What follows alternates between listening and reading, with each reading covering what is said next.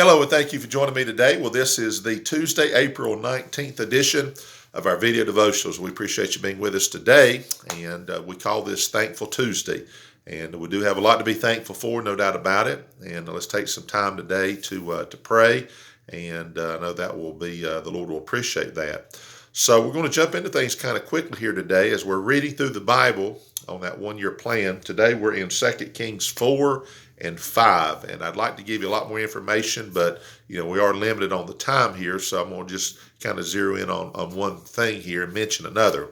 At any rate, thank you for all who watch the videos. We appreciate you very much, and we're glad that we can have this kind of time together, pray for one another as we serve the Lord, okay?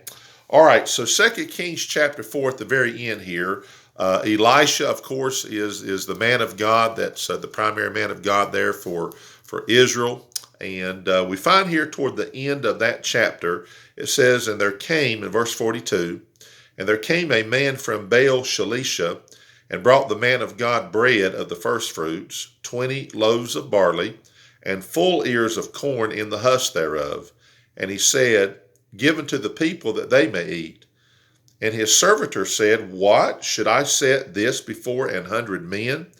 He said again, Give the people that they may eat. For thus saith the Lord, They shall eat, and shall leave thereof.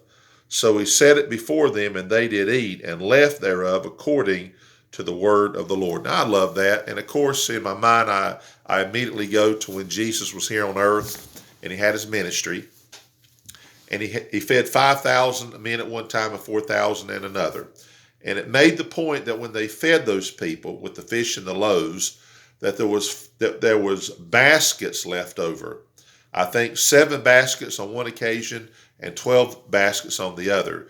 So when I look at this and I find here where this man comes to give the man of God some food, that he says, Will you feed the people? And of course, one of the guys there said, he says, What? Are we going to set this before 100 men? And of course, Elisha says, Yes, you are. And they fed, and I love that it says there, and he said, They shall eat and shall leave thereof. It seems to be a principle with God that God's going to take care of us. But, the way God operates, God gives us, of course, what we need. And there's times we get exactly what we need. But, there's also a principle in the Bible that speaks about how God gives, and he gives over and abundantly what we need. In other words, these people didn't eat and say, well, that was okay, but, I'm still hungry, or, I still have a need. That wasn't the case. These people ate, they had plenty, and there was plenty left over. And I love how God just reminds us that God is that kind of a God. And we need to trust him that way. Sometimes we wonder, is God going to come through again? I know he's done it before, but God will come through. And, good people sometimes can get in a position where we go, wow, I don't know if God, I know he can, but will he at this time? So I guess the practical side of all of this is let's trust the Lord and realize that God can give above and beyond. And you know what? There's times when God gives us things that was meant to be given to other people. In other words, it was meant to be shared and not just enjoyed by ourselves or our little course. So it's a wonderful story. And then just to mention, the next chapter is the story about Naaman and how little Israelite maid said, you know what, you've got leprosy, and if he could get to the man of God, if he could get to him, man, he could be recovered. And of course, the story goes that Naaman goes to the king of Israel. He's all upset. He said, man, who am I? I'm not God. I can't help you. But Elisha hears about it, and Elisha says, well, if he'll come and he'll dip in the Jordan River those 7 times, he'll come up, he'll be healed. And of course, Naaman got mad and said, that's just silly. Our waters, where I'm from up in Syria, are much more cleaner than these waters. What is all of that? And someone says, you know what, if he'd asked you to do something hard, you probably would have said, okay, I'll do that, but this is simple, just do it.